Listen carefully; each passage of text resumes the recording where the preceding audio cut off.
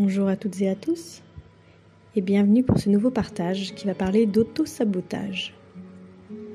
C'est un terme qu'on entend très souvent et c'est un terme qui, jusqu'à il y a pas si longtemps que ça, quelques années en arrière, j'utilisais relativement facilement. Pour moi, puis pour les personnes autour de moi aussi. Aujourd'hui, il s'est passé quelque chose de particulier dans une des consultations que j'avais prévues. Le client qui devait venir, en fait, a mis son alarme à la mauvaise heure.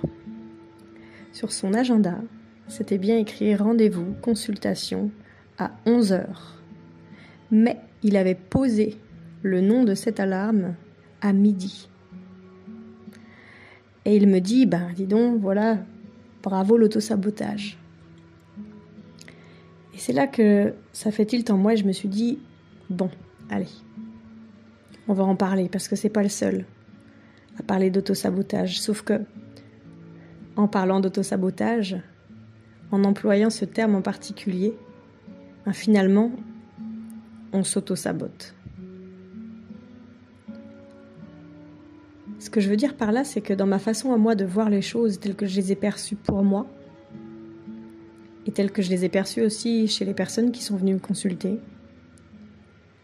il n'y a pas d'auto-saboteur à l'intérieur de nous. Il n'y a personne qui essaye de se saboter. Et donc il n'y a personne à vaincre, à combattre, genre « Ah, celui-ci, il m'a encore tendu un piège à l'intérieur de moi, là. Il veut absolument que je foire à chaque fois. C'est un auto-saboteur, il va falloir que j'arrive à le trouver, il va falloir que je le déloge, il va falloir que je fasse sa fête à celui-là parce qu'il m'empêche d'avancer. » Il n'y a pas tout ça. Celui qui a saboté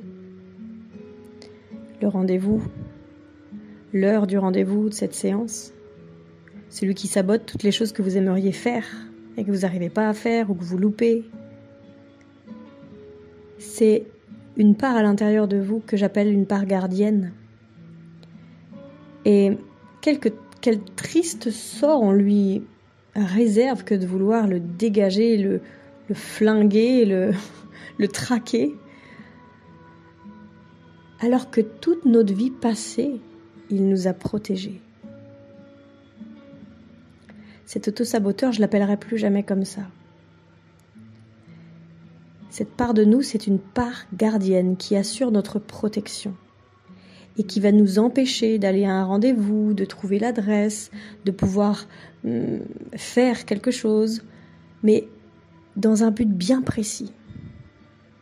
Celui de nous protéger en répondant à un schéma de pensée, à un schéma d'action, à un schéma limitant, à une croyance limitante qu'on a nous-mêmes mis en place à un moment donné de notre vie où on a été débordé émotionnellement par un drame, par un traumatisme, par une émotion qui n'a pas pu être accompagnée. Si maintenant ce personnage intérieur devient gênant, c'est qu'il est devenu obsolète. Il vous a servi toute votre vie et il commence sérieusement à vous desservir. Alors ça veut dire que vous avez grandi suffisamment, que vous avez trouvé suffisamment d'outils, de force, de paix autour de vous pour pouvoir reposer la carte sur table, poser sur la table cet ancien schéma qui a été le vôtre, qui aujourd'hui n'est plus nécessaire pour votre survie. Vous pouvez faire une mise à jour. Vous pouvez aller voir ce qui se joue derrière et dire « Ok, je comprends ». Et au lieu de vouloir le traquer, le dégager, le maudire, le remercier d'avoir fait tout ça pour vous jusqu'à présent. Parce que vous savez que ces parts à l'intérieur de nous, ce ne sont pas des parts qu'on gère consciemment. C'est la façon dont on s'est construit. Et il est il est question ici de survie, donc c'est pas seulement avec votre volonté que vous allez pouvoir les écraser, les réduire à néant.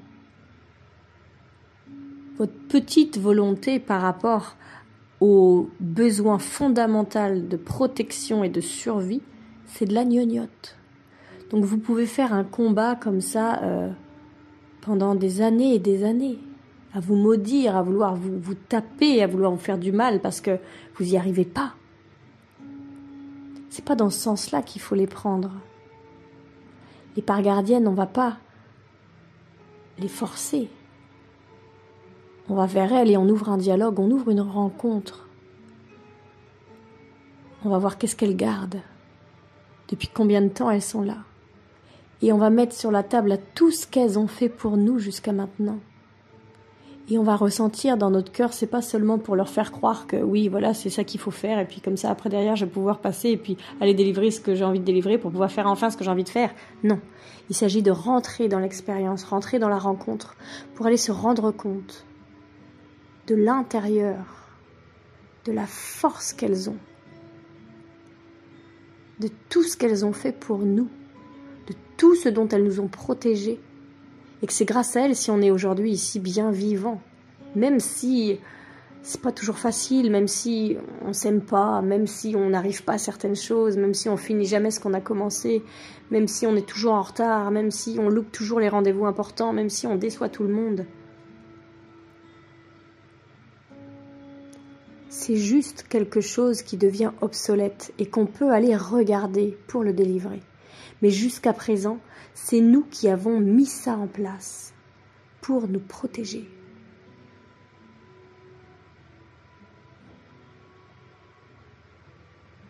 Je vais prendre un exemple très concret qui se présente énormément en ce moment dans la clientèle. Énormément, et même de façon personnelle aussi. Si on prend par exemple une blessure très souffrante qui est la blessure d'abandon, où à un moment donné, et on se le rappelle, pour souffrir de la blessure d'abandon, on n'a pas besoin d'avoir été vraiment abandonné, mais d'avoir ressenti cet abandon. Même si c'est simplement parce que j'ai été séparée 1 heure à la naissance de ma mère. Voilà. Ce qui compte ici, ce sont pas les faits, mais ce sont la façon dont on les a vécus. Donc cette blessure d'abandon, quand je l'ai ressentie dans ma vie, la plupart du temps, j'étais tout petit. Et j'ai pas pu passer à travers sans que ça laisse de traces. Je suis restée là, quelque part, dans cet espace d'abandon, et ça a été tellement souffrant, puisque c'est le propre de l'abandon, c'est d'avoir personne autour de nous. Ça a fait tellement mal, un mal qui est à la croisée de la douleur physique, psychique et émotionnelle, qu'on s'est dit, plus jamais je ne ressentirai ça. Parce que là, j'ai l'impression que je peux en crever. Et donc, tout ce qui pour nous est associé à cette blessure de l'abandon va être évité. Si par exemple, ce sont tous les autres, je peux faire confiance à personne. Parce que tout le monde m'a laissé. Mon père, ma mère, mes frères, mes sœurs, mes animaux, les voisins, peu importe. Si dans mon histoire, il y a quelque chose de ce goût-là qui se joue, et que du coup les autres, en général, sont associés à la douleur, eh bien il y a un petit programme qui se met en place, tellement on est bien fichu, et ça va nous dire, ok, plus jamais je serai en lien avec les autres. Comme ça, je ne souffrirai pas de me sentir abandonnée. Parce que c'est les autres qui font que je me sens abandonnée. Et ma vie passe, et je peux être comme ça, un petit enfant isolé, un petit enfant qui préfère jouer seul et observer les autres de loin. Un jeune adulte qu'on va dire avec des troubles autistiques qui préfère jouer tout seul aux échecs sur son ordinateur que d'aller faire du foot avec tous ses copains. Un musicien qui va travailler ses gammes pendant des heures et des heures, mais éviter du coup d'être dans les activités collectives avec des camarades de son âge. Quelqu'un qui va rester célibataire. Toutes ces choses-là peuvent se jouer comme ça dans son paysage. Et tout ça, c'est signe qu'il y a ce gardien, pas cet autosaboteur, ce gardien intérieur. Je te garde tellement bien, tu as tellement failli crever le jour où tu as ressenti ça, que plus jamais ça n'arrivera. Et quand j'arrive pas à avoir des amis, quand j'arrive pas à me mettre en couple, quand j'arrive pas à faire telle ou telle chose, je vais me maudire, je vais me dire mais c'est quoi, pourquoi je m'auto-sabote, mais pourquoi j'ai peur de ci, mais qu'est-ce qui m'arrive, c'est quoi mon problème? Mais il n'y a pas de problème ici, il n'y a que des solutions. Il y a un système qui marche tellement bien que ça met des bâtons dans les roues. Tellement tout le monde a travaillé de concert là, la psyché, le corps physique aussi, l'émotion, tout ça a travaillé ensemble, tout le système pour protection et survie. Sauf que quand on arrive à un moment où ça devient vraiment souffrant, à ce moment, il est là pour nous dire remets tout ça sur la table, va voir quand est-ce que ça s'est mis en place et pourquoi. Et va apporter aujourd'hui la guérison à cet enfant que tu as été et qui s'est senti abandonné. Le grand que tu es aujourd'hui et le grand que tu vas avoir peut-être choisi à l'extérieur de toi pour t'accompagner. Tous les deux, vous pouvez revenir dans le passé, descendre dans le puits sombre, passer le gardien et lui dire je comprends tellement que tu m'es coupé de tout ce monde, que tu m'es coupé de toutes ces activités et tu avais tellement peur que derrière on ressouffre. Mais merci, bon Dieu, si j'avais vu ça.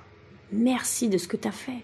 C'est formidable. J'ai tout ça à l'intérieur de moi. Et là où avant, on pourrait croire qu'il y a un truc qui marche pas chez moi, il y a quoi qui va pas, ben justement, c'est tout le contraire. Ça va super bien.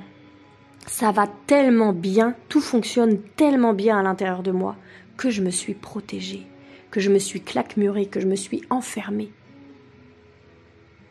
Sauf qu'à un moment donné, quand on est dans cette bulle de protection, on finit par étouffer. C'est comme le bébé qui pourrait avoir envie de rester indéfiniment dans le ventre de sa maman. À un moment donné, c'est plus possible.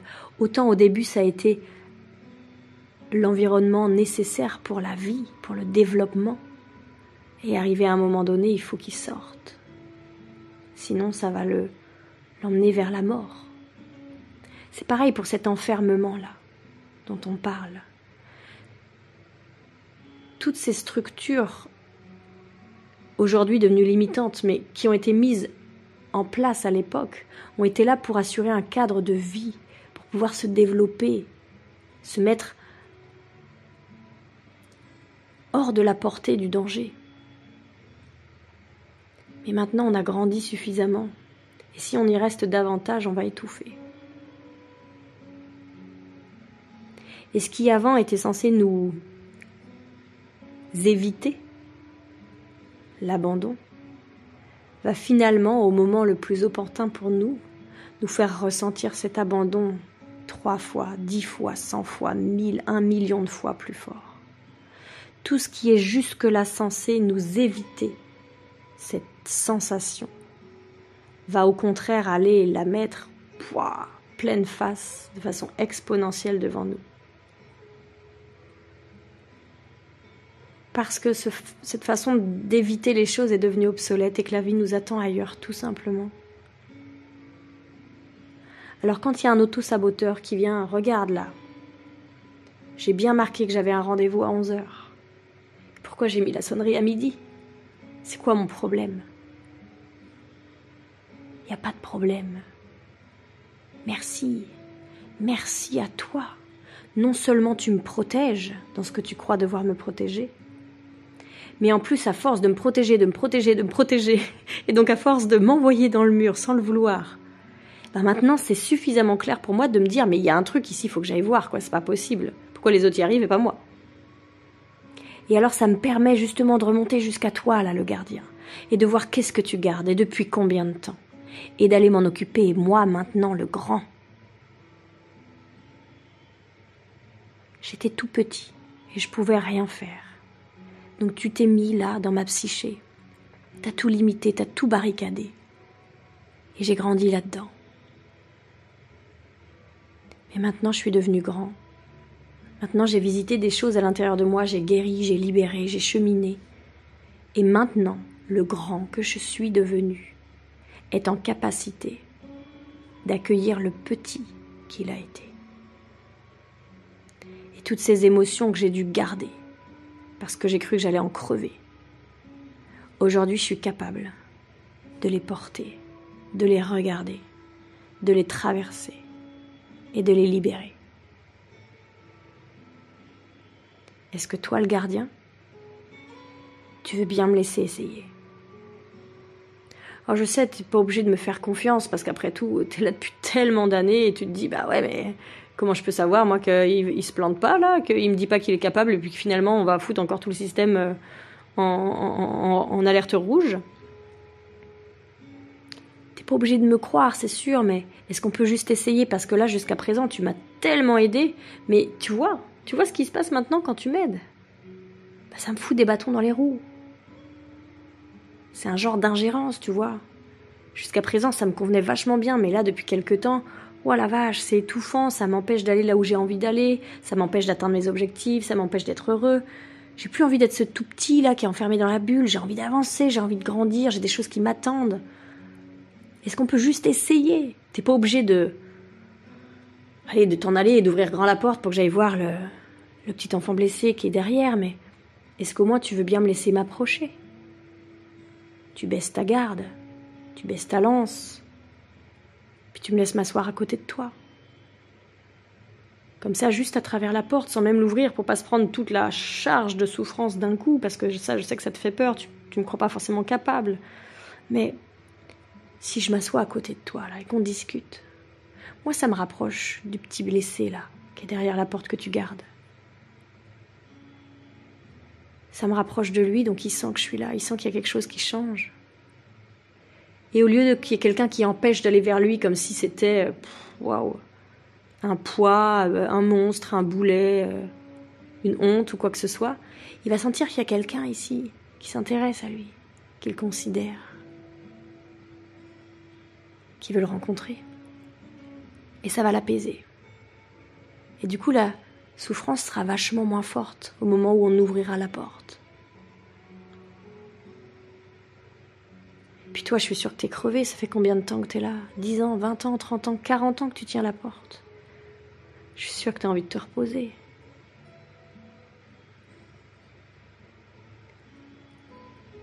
Laisse-moi juste m'avancer. Et en allant travailler, dans la confiance, d'essayer de créer un lien avec cette partie de vous qui est une part gardienne. Un protecteur. Vous allez tout gagner. Vous allez arrêter de vous rejeter. Et les choses vont changer à l'extérieur. Vous allez voir que les gens, les situations que vous allez vivre vont arrêter de vous rejeter, arrêter de vous abandonner. Parce que vous serez sur votre chemin.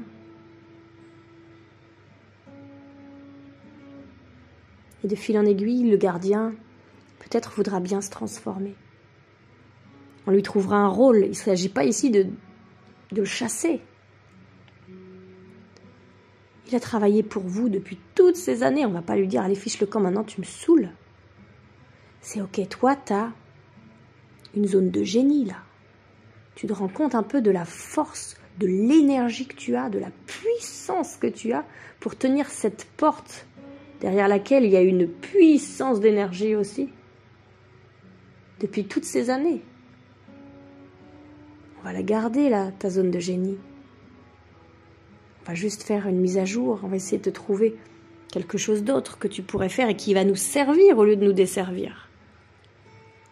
Regarde tous les autres, là, toutes les autres parts de nous qui t'aiment pas.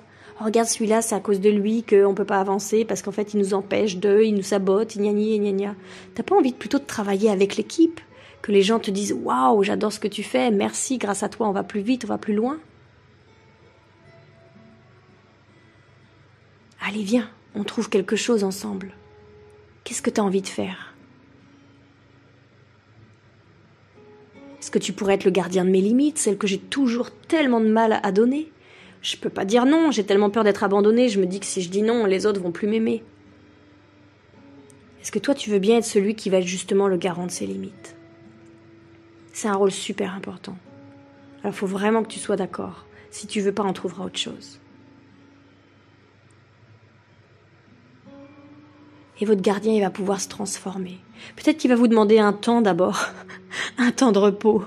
Mon Dieu, attends, temps mort, 2 minutes, ça fait 20 ans, 30 ans, 40 ans que je travaille pour toi, j'ai plus de force, j'ai juste envie d'une petite sieste, c'est possible? Alors vous allez lui donner cette petite sieste. Vous allez lui donner tout ce qu'il veut. Après tout, vous n'avez pas réussi à mettre vos limites depuis 40 ans, vous pouvez bien attendre une semaine de plus. Puis quand il sera OK, vous lui donnerez son poste. Quand je dois dire non. Quand je sais que je dois dire non. Tu m'aides. Et tu dis non. Parce que tu sais que je vais pas être abandonnée si je dis non. Parce que toi et moi, on travaille main dans la main et que moi, je serai allée m'occuper du petit exilé là, derrière la porte. Il sera plus dans cette souffrance, dans toute cette retenue du passé. Il sera guéri lui aussi. Donc le non que je vais donner aux autres et la réaction qu'ils auront vis-à-vis de ce non ne me fera plus peur, ne me fera plus de mal, ne viendra plus appuyer sur mon bouton pour activer cette blessure d'abandon.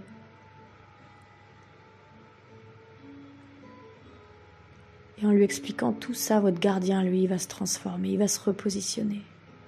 Peut-être que vous allez le voir changer de forme pour ceux qui ont l'imagerie interne assez riche. Peut-être que vous allez le sentir en vous. Peut-être que vous allez avoir envie de dormir. Peut-être que vous allez gagner de l'énergie.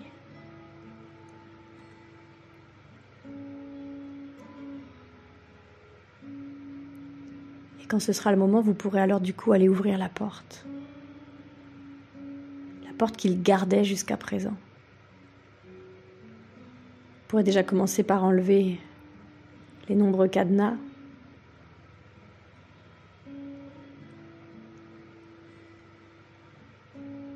Et parler à celui qui est là derrière la porte et lui dire que vous arrivez. Que vous allez d'abord juste ouvrir. Qu'il pourra sortir, qu'il pourra rester se cacher, qu'il pourra faire ce qu'il veut. Et que vous venez pour lui. Et que maintenant, dorénavant, plus personne n'a honte de lui, plus personne n'a peur de lui. Il n'y a pas de monstre là-bas derrière, il y a juste un tout petit gamin, complètement terrorisé, triste, démuni, désespéré. Alors vous ouvrez la porte et vous allez respirer.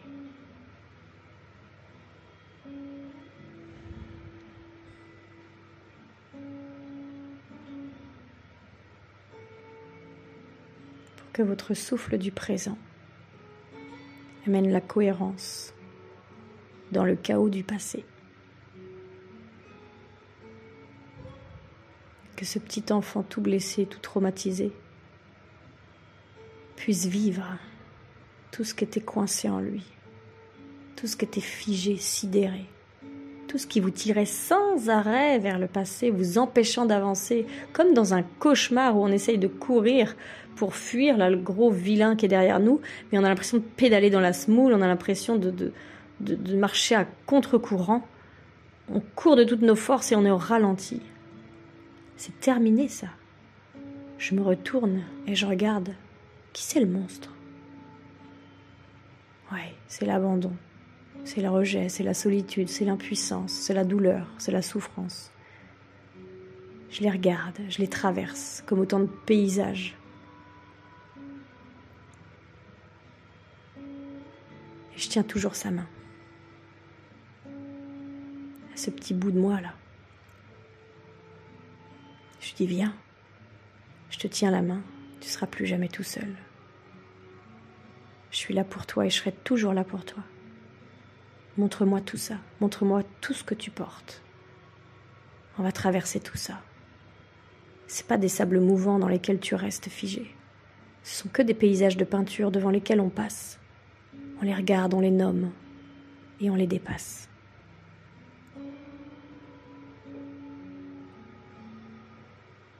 Petit à petit, d'étape en étape, vous l'aidez à traverser chronologiquement tout ce qu'a jalonné sa vie. Depuis qu'il est tout petit. Puis vous en sortez comme vous sortiriez d'un tunnel.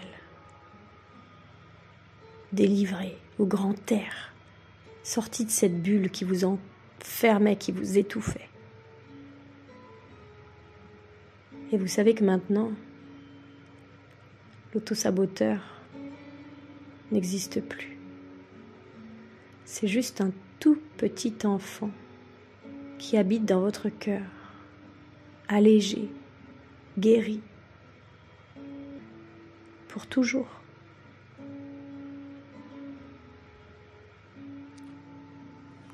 Prenez soin de vous.